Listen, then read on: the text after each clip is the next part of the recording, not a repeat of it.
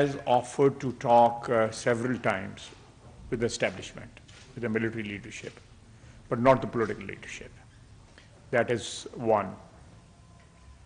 Despite the fact that opposition or the present government was willing to talk on so many occasions in the last 1 year, but he kept on insisting and went to the extent of their time trying to approach the present leadership of Pakistan Army, and they are not responding. I want to talk to them, I want to meet them.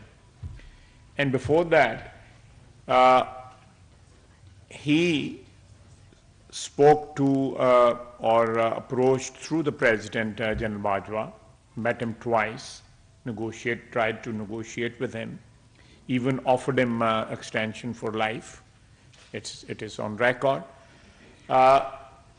Despite all that, he has not materially offered anything to the present government for a dialogue or for some sort of negotiations on that. I'll just add one thing to it. We are ready to talk for the sake of peace in our country, for sake of not for only the present government, but the coming generations, that we must have some sort of consensus on major issues which we are facing for last so many decades. We are not in favor of a transactional dialogue. We need something which is comprehensive, which covers everything. There are so many issues. One can debate on that and have perhaps a long debate on that. But in short, what I'm trying to say is that a comprehensive dialogue on the problems Pakistan is facing is always welcome. But transactional dialogue, which does not address the issues this nation is facing today, and perhaps the situation is getting worse by every passing day. So these issues, one must realize that these issues should be addressed as soon as possible. Yes, so a comprehensive dialogue, yes. A transactional dialogue, it will be a waste of time. Minister Asif, D&D from National Public Radio. As you may be aware, Mr. Khan has made multiple interviews to Western media in particular to project his point of view on what's been happening in Pakistan. I'd love to just get your responses to some of the claims that he's made. First, he has claimed that the government is seeking to outlaw him, a claim that was echoed, to disqualify him, a claim that was echoed by Zalmay Khawaja on Twitter. Disqualify him? To disqualify him okay. He also alleges that there's even attempts to kill him or plans to kill him. I would love to get your responses on that. And just on holding the federal elections, is there a plan to hold the federal elections on time? And my final question, bear with me, is are you concerned that the political tensions now could spiral into more extensive or more violent clashes in the coming weeks or months, based on the very videos that you have aired right now? It's a bit lengthy question, you know. Sir. Sorry. Let's hope I can keep track of it. Violence, yes. There is every possibility that this violence can, escalate and get into an ugly situation. We are aware of that. That risk is always there, because Imran Khan is a desperate man. He has demonstrated the violence of the sort which we have witnessed in the last few weeks. This has never happened in Pakistan. Violence has taken place during the military regimes, during General Zia regime, and before that during Ayub Khan's regime. But political governments have never resorted to violence against their opponents. Yes, there are victimization and cases and imprisonment, but this sort of violence from an opposition party, organized violence against the state machinery. So this is something which is unprecedented in our history, despite the problems we have had over the last 75 years. But this can spiral into something little obviously ugly, and but government has the power and the will to control any violence which is triggered by Imran Khan and his supporters. Coming to his allegation that IG Islamabad or IG Punjab or Chief Minister Punjab, they are conspiring to murder him. This whole thing is so scandalous. This allegation. He's just trying to create some sort of atmosphere where his followers are ready to believe anything he says. You know, it's like a cult. You know, the world has witnessed over decades and centuries where people have, the leaders have created cult, and people have followed them blindly, believing everything they say. So this sort of cult following is here in Pakistan also these days, but this will fizzle out, and this allegation of conspiring to murder him, I think this is stretching a bit too far. The sort of lies he has been fabricating over the last 1 year, starting with Cypher. I'll again say that on one hand he's he was accusing General Bajwa of conspiring against him or aiding his opponents, and on the other hand he was offering him extension for life, and then accusing the United States of America of conspiring against him, taking even names, and now he's again flirting with the American government through lobbyists, and approaching them for some sort of intervention or some sort of aid or help, because they are being victimized, so-called victimization of PTI in Pakistan. So he'll tell you one thing today, and tomorrow he'll tell you something which is diagonally opposite, completely opposite, So his utterances are completely irrational. Perhaps his followers do believe whatever he says, but most of the people have lost track of what he has been saying over the last 1 year. She had a third question, whether the government does plan to hold the national election. Obviously, national elections are due in October, and they will be held on time. Now I will follow up on that question. They were due also on the 30th of April. And there were no national elections, provincial elections. Punjab provincial elections were due on 30th of April.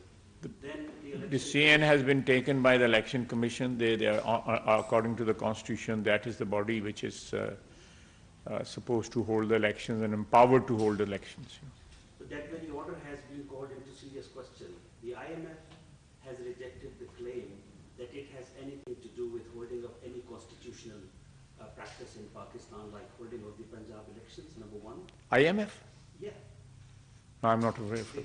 They gave a press release. Because this is a factor mentioned in the election order, that because of the understanding with the IMF, the government is unable to provide funding for the elections. That's number one. Number two, the prevailing law and order situation was cited in the Election Commission order. And in that order, the briefing about the security was given to the Election Commission on February 8th. And the incident cited in that briefing happened a week later on February 16th, the Jafar Express bombing.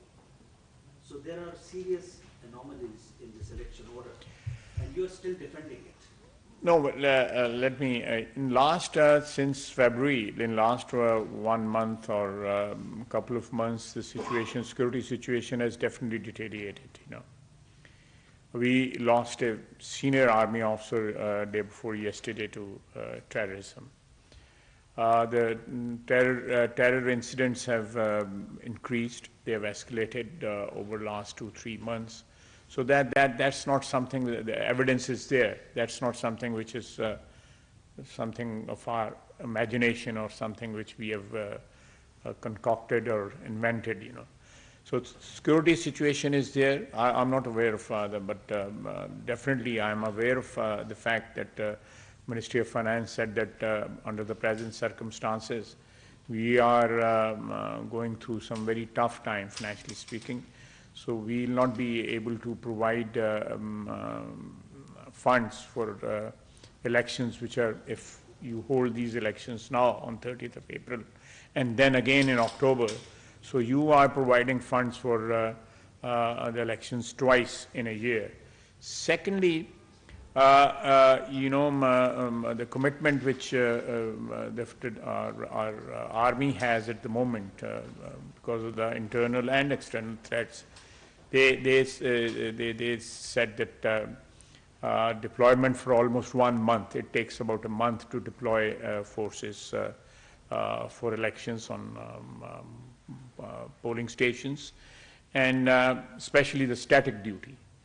They have to take over the polling stations as it happened in 2018. You know, they manage the polling station. So that sort of duty, they showed their inability to man the polling stations. So these 3-4 reasons were stated by the Election Commission, and these reasons were given to them by the federal government. And based on these reasons, they have decided to postpone the elections till October, and they are given the new date, which coincides with the national elections, you know, the federal elections. From AKB and DW.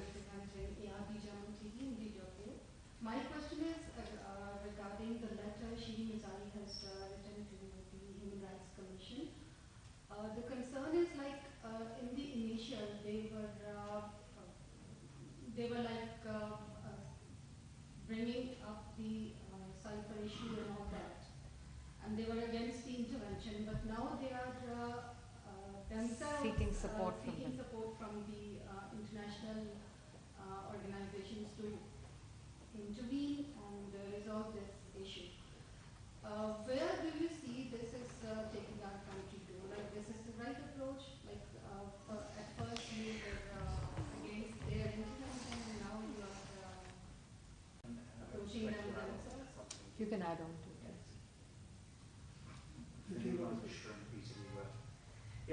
It says in reference to the letter again, we do see maligning the image of Pakistan as far as the international forum is concerned. Pakistan is already in a very vulnerable state, right? And we can't afford any such things. All the contradictory statements given by Mr. Khan in the past as well, they're not really making sense if you look into it, practically and pragmatically speaking. So what is going to be the government's plan of action as far as like a buffer strategy is concerned, as far as mitigating any negative impact on the country is concerned? You know, as I said earlier, that Madam Mazari, her party in last 1 year, almost for 7-8 months, they were accusing United States of America for dethroning Imran Khan. And they even took the name of an official in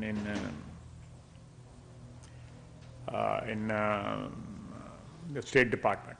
Actually, I met this gentleman in September in the United States, and he tried to introduce himself to me, that I'm Donald Lu. You are very well known in Pakistan. You don't need any introduction. So there is this sort of attitude. You know, I have the parliamentary career of almost 33 years. I have never gone to a foreign government whenever I was victimized, you know. I was imprisoned by General Musharraf. I was in Atak Fort. A political prisoner or a political worker cannot even imagine what sort of The cells and dungeons are there in Atak Fort. It was built in 1561 by Shahanshah Akbar. So we never appealed to a foreign government or United States of America. And after accusing them for almost a year of conspiring against PTI government, you then seek help from the same people, from the same country. So I think it's a disgrace for any political party or a political worker even to seek foreign help for whatever he's. I think my commitment to whatever I believe in should be sacrosanct, and that should be within the ambit of my commitment to my country, to my ideology, whatever is that.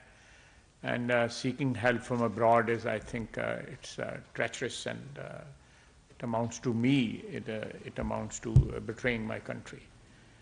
They can fight it out. We can all fight our battles within the ambit of within the norms, political norms of whatever we have in this country. I will never. Tomorrow, these people can even appeal to people across the border for help, or some other countries who are, they actually declared the United States of America an enemy of PTI or enemy of, and now I think they can do it. They in this, if I can say that they're absolutely shameless, that just few months back you were accusing a country of conspiring against your government.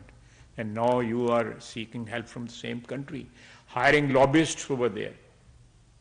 And people, the politicians over there, the government has not spoken, United States government has not spoken against Pakistan, or they have not commented on our situation, political situation in Pakistan. But there are politicians over there, or former diplomats over there who have commented in favor of Imran Khan and his party, which again, they have lobbied over there, asked people over there to give statements in their favor, which again I think it's not very respectable for a political worker to go and seek help from abroad and ask the politicians over there to give statements in their favor. And seeking help, and they are speaking, the politicians or congressmen or senators or diplomats are speaking in their favor. I think they should, those people who are commenting on the situation in Pakistan, they should also think that Pakistan's situation is, alhamdulillah, is much, much better. It's peaceful. We have our government. It's an independent country. What is happening in Kashmir and Palestine? Why don't they speak on that? What is happening over there, the genocide? They should speak about that. Mr. Zalmay has spoken about Pakistan's situation. There are people, tens of thousands of Khans are in transit in Pakistan. They have become a liability for us. He should be speaking for them, that they should be sent to America as soon as possible. That is what the arrangement calls for. These people are in transit. Tens of thousands of people. There are close to 200,000 people in Pakistan who were brought to Pakistan after the fall of Kabul to Taliban, and they're still here. Why don't they speak about them? Why don't Zalmay speaks about them? He belongs to Afghanistan. He owes it to them. He should speak about them. He should actually speak to his government about them, that they should be repatriated from Pakistan as soon as possible.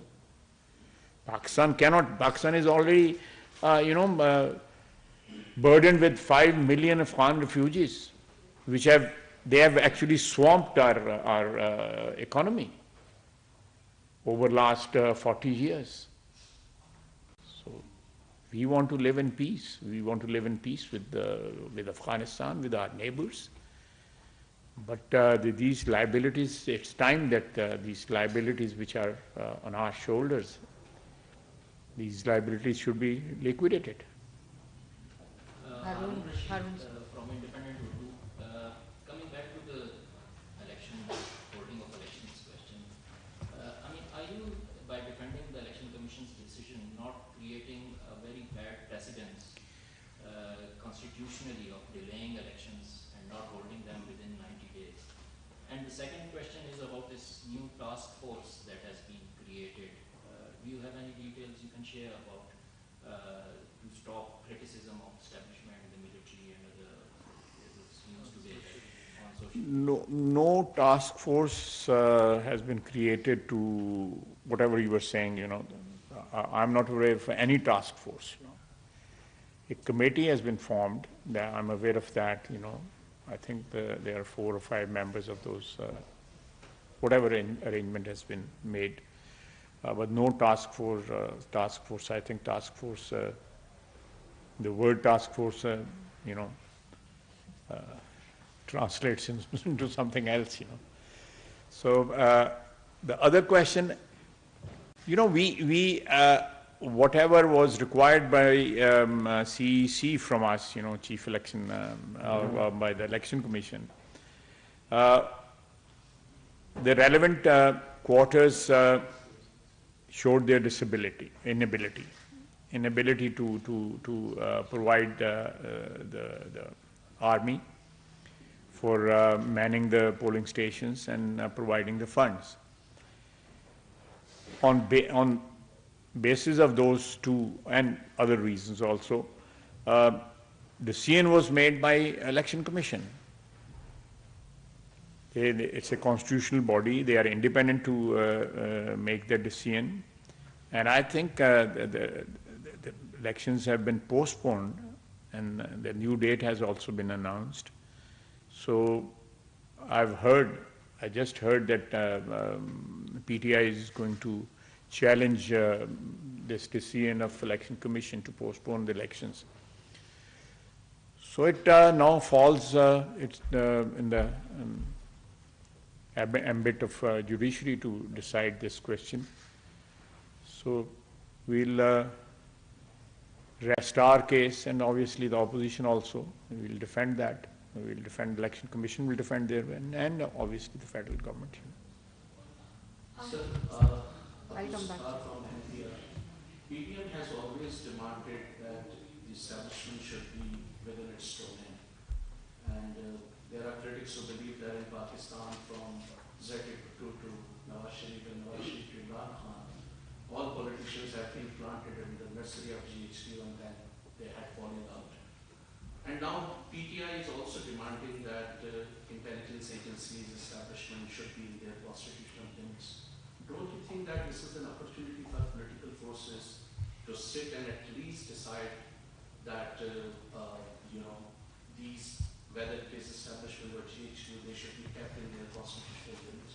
Don't you think that... I'm in total agreement with you. I have absolutely no difference of opinion on this issue. But as I said earlier, we are faced with problems, multiple problems, because of our own faults, We are not blaming any Beruni Sazish for that. These are our own mistakes, over the years, as we have just mentioned, the military takeovers and abrogation of constitutions. All these things it is our collective responsibility and liability to sort out these things. That is why I said that there should be a comprehensive dialogue to sort out these things. I'm with you on this issue, 100%. There must be a transactional dialogue will not serve any purpose. A comprehensive, the ruling elite of this country, the components of power structure in this country, the judiciary, the politicians, the legislature, the executive, our defense establishment, media, the big business, people who are privileged. They they can manipulate the system, you know, they have the power to manipulate the system, all these components, you know. They must sit together for the sake of peace and harmony in this country and establishing something which you are asking for. That put to an end this trespassing of territory by different components of power. Am I clear? Yes, please. Sir, you raised you said yourself the security situation is not ideal and defend the decision of the election commission to defer the elections in the two provinces. My question is, how do you guarantee that the security situation will become better in October and the election commission will not cite similar reasons to further postpone the elections? I hope not, you know, I cannot guarantee anything, you know, that in 4 months or 5 months down the line, the situation will be much better and Pakistan will be, you know, peaceful and there will be no, I hope, I pray that that happens, you know. But you know, let me clear, there is a fear that if, like in Punjab, if elections are held now, so the framers of our constitution, learning from the experience, they thought that elections should be held on the same day. Because when the elections were held, like in 1977, the elections, provincial assembly elections were held 3 or 2 days later than the national assembly elections. So there were gaps, or the elections were not held for all the provincial assemblies and the national assembly at the same time. This sort of provisions were added into the constitution to hold elections on the same day, that if there is a provincial assembly, let's assume the Punjab assembly is in power and their elections are not due. So this will ultimately create a situation where Punjab's hegemony will become almost permanent on the rest of the federating units. You know. I hope you understand what I'm saying. You know. So that hegemony will obviously be, you know, will be grudged by other federating units. You know. So that was the spirit when it was decided that these elections should be held on the same date. So there is no manipulation of the elections, and the idea of interim government was introduced, because before that, you know, there were no interim governments. You know. So this whole exercise, I'm not going into. I'm just you know, trying to, not justifying anything or not supporting anything, but I'm just explaining the philosophy behind this concept. The concept was that the manipulation of the election can be eliminated. You know. But if they are held on different dates, in my opinion and our experience over the last 75 years has been that the hegemony of obviously the biggest province will be perpetuated. Yes, Sophia last. Asim, I'll come after you. First, Sophia. Just very straightforward. Does the PDM government believe that the best way for Pakistan to get out of turmoil is for timely elections to take place? Yeah, we do. Short and crisp. Last question to Asim. Sir,